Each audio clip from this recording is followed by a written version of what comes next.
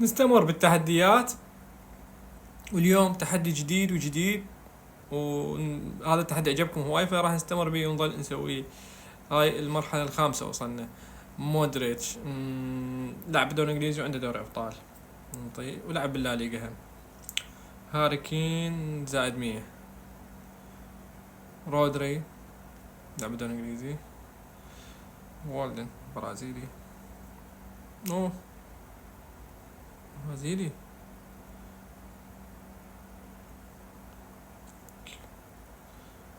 بالبوندسليغا. اي بالبوندسليغا لعب. اوه ليونيل ميسي. كأس العالم ميسي اكيد.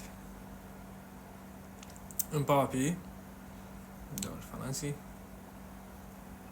دي ماريا دوري ايطالي ومانشستر. لعب بالدوري الايطالي ولعب مع مانشستر. نخليه بمانشستر. ليفاندوسكي لا ليغا وبرشلونة. خليه على برشلونة.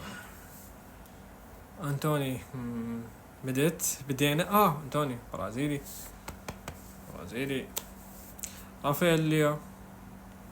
نعم. تاليسكا. هو عندنا بايرن ميونخ وعندنا لا ليغا. نيمار لا ليغا. يا الله يا الله. هذا من هذا؟ ما اعرف بس ما لعب بايرن ميونخ هذا. يا الله. فرانك ديونغ. لا راح نخسر التحدي، اعتقد راح نخسر.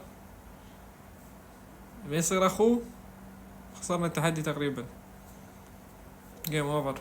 بقالنا على اخر واحد وخسرنا. يلا مو مشكلة، راح نبقي على هالخسارة ونعيدها بالمرة الجاية وان شاء الله نفوز بيه. لا تنسون متابعة الحساب واشتراك بالقناة ولايك للفيديو. شكرا لكم.